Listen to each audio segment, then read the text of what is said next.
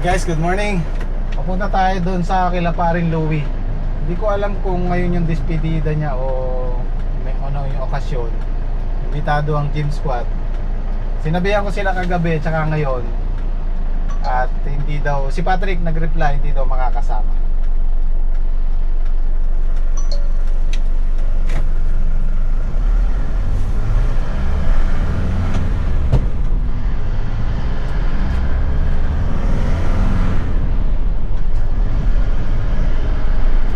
Ito na yung ginamit ko kasi ito yung nasa bungad eh, madaling ilabas sa gate.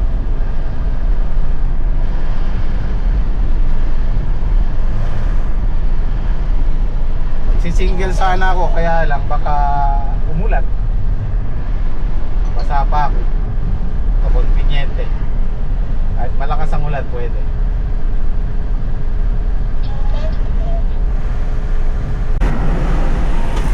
Buti na lang hindi ko nilabas yung expander kasi bagong kalilinis ko lang, ayan o. Tsaka nasa likod siya eh, marami pa ako ilalabas bago siya magamit.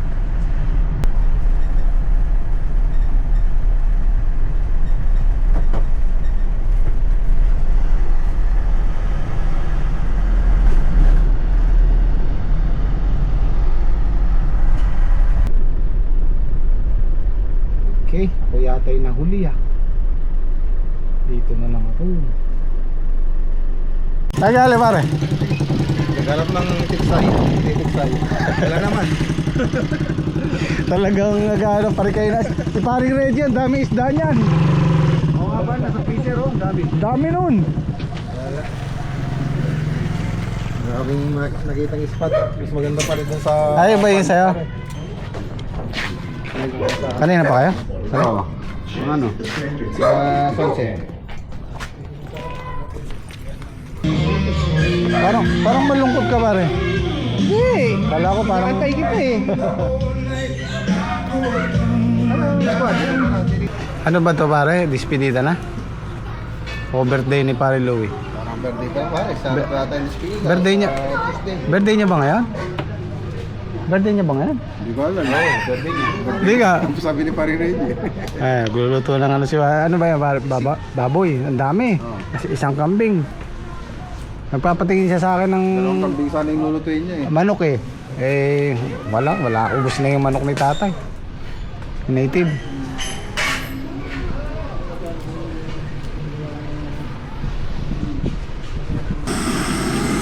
Aray, sabi ko, talagang sir.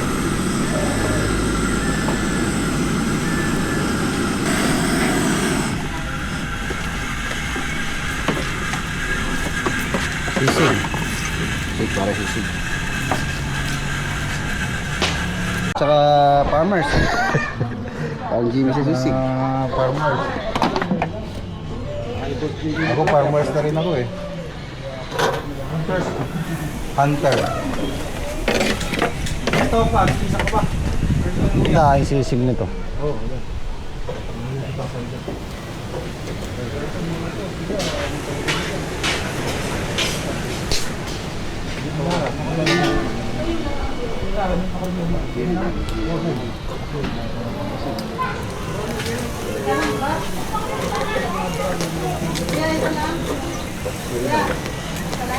Magkano yung... May isang naglipat na to. Yung lalagyan na ano. Yung kamukha naman yung lalagyan.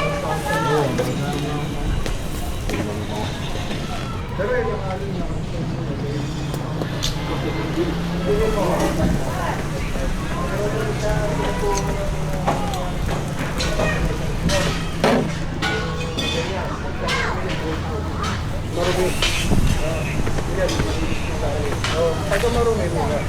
Pero hindi natin drop ko. Walang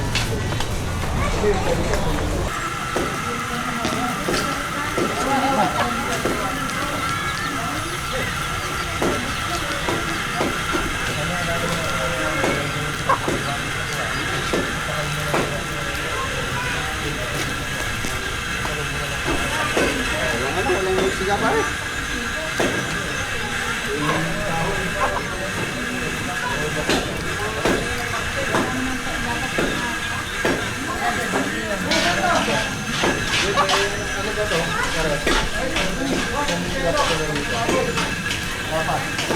Dito ko lang kaya dyan.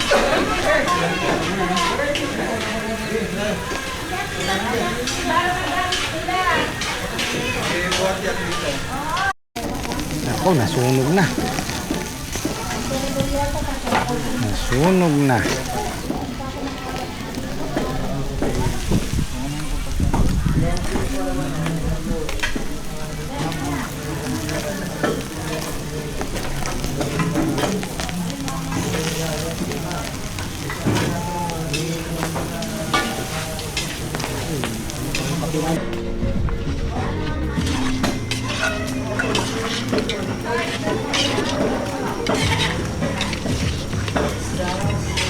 Lutong road slug. Sabi nga nila yung mga Kapampangan daw masarap magluto eh. Payag ka ba doon, pare? Payag ka ba doon? Magaling naman maghiwa yung ano eh. Bigatin yung mga nagluluto, pare. Bahala na to.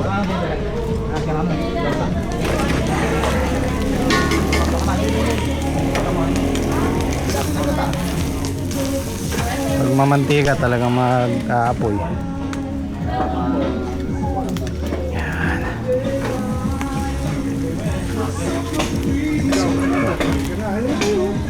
Hard ka ba o beer?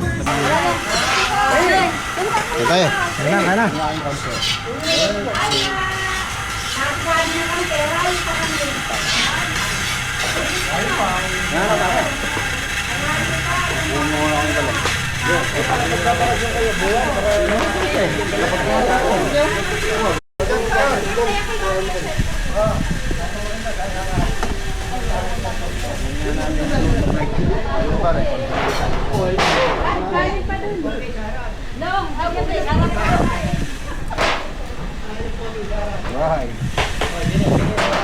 Baby ko!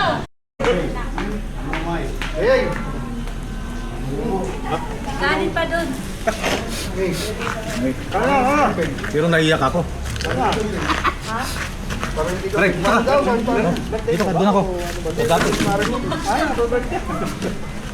Wala, matagal pa birthday ko.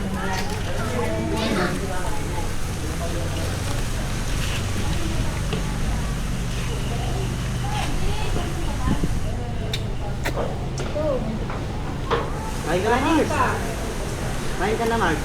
Kakain lang namin eh. Pwede mo, Mama. Ay, sisig ni parang ready. Baka daw gusto nyo umorder. PM nyo lang siya. PM lang po. 1.5, hindi na po kayo lugi. 1.5 sa ganyan. Oo, biroy mo Cheese yan. ka rin na po kami. Pag bumili ka nasa styro ganyan, 100. Sandaan, no? Sandaan lang, pare. Oo. Mas puro sibuyas pa, konti lang laman. Ayos. Solid po yan, no? Puro, Sarap. puro laman yan. Maskara ng baboy. Oo, piskin ng baboy. Ito naman yung papaitan ni parang Denden. Ang dami niya, no? Dami nito, isang kambing to. Ay, nagpag. Okay, meron lang akong gustong linawin tungkol sa Gym Squad. Kagaya nito, yung sitwasyon na to, dapat kasama sila. Pero hindi ko sila mapipilit kasi hindi sila arawan sa akin. Hindi na sila arawan sa akin dahil yung kikitain namin sa gulay, yung mga tanim. By the way, may kanya-kanya silang tanim. Hindi ko sila pinapabayaan. Pagka free sila sa tanim nila, arawan sila sa akin. Yung setup namin ngayon, yung kikitain namin sa gulay, hati kami. Ganun po yung setup. So, marami po kasi naghahanap bakit daw hindi sila kasama sa video. Kagaya po nito, dapat kasama sila. Pero nag-reply si Patrick, sinabihan ko sila kagabi tsaka ngayong umaga, hindi daw sila makakasama. At si Patrick nag-reply, sabi niya, kuya, hindi ako makakasama. Yung the rest hindi na nag-reply. So hindi po natin sila mapipilit sa ganito kasi hindi sila arawan sa akin. Hawak nila yung oras nila. At hindi ko naman po kaya yung hati kami sa gulay tapos susweldohan ko pa sila araw-araw. Eh mababangkrap po ako. Walang mangyayari sa akin, walang matitira. Kaya pinaliwanag ko na to nung nakaraan, ang gym squad ko hindi ko na pwedeng saklawin yung oras nila. Kung kailan sila gustong trabaho, kung kailan sila gustong mag day off, basta maayos yung halaman, nasa sa kanila yon. Kaya ayoko silang pilitin gumawa ng video, iwan sa kanila yung camera kasi abala sa kanila yon dahil may mga trabaho sila. Kailangan nilang asikasuhin yung halaman. At hindi po sila napapagbayaan, guys. Hindi ko lang sila pinipilit na mag-vlog. Kasi nga hindi na sila sakop dito sa content dahil hindi sila arawan. Hindi sila kasama. Pero gaya ng sabi ko, pagka arawan sila sa akin, pwede. Pagka may trabaho sila sa akin. Sana po naiintindihan nyo yung sitwasyon. Hindi ko naman po sila pinapabayaan. Meron silang araw na libre na bayad sa akin, binabayaran ko sila. Tulad nung paglilinis doon, halos ilan na sila, 2 weeks na silang naglilinis doon, bayad po sila sa akin doon, arawan. Kaya pasensya na kayo kasi hindi ko kaya yung yung hati kami sa gula, hati kami sa kikitain sa gula, tapos bibigyan ko pa sila sa sahod, malulugi na po ako. Kaya sana naiintindihan nyo. Huwag po kayo mag-alala pagka may trabaho sila sa akin, arawan sila sa akin, isasama po natin sila sa video. Kaya pasensya na kasi kailangan kong unahin yung sila, meron silang inaalaga ang sariling tanim nila. Kailangan kong unahin din yung para sa akin at saka yung yung pagkakakitaan ko kasi walang pumapasok lalo na ngayon, ilang buwan na. Actually guys, aaminin ko sa inyo, yung puhunan ko nasa gulay lahat, nakalabas lahat. Kaya sana naiintindihan nyo. Okay?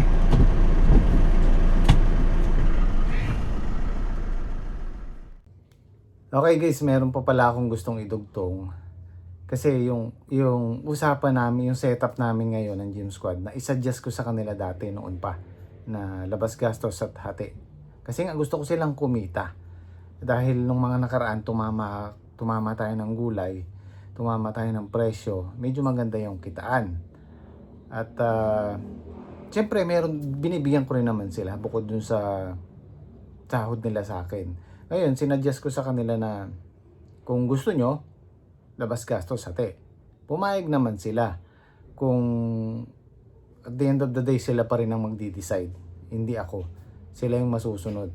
Kasi nga, gusto ko silang kumita ng mas malaki. Alam nyo kasi sa totoo lang, ako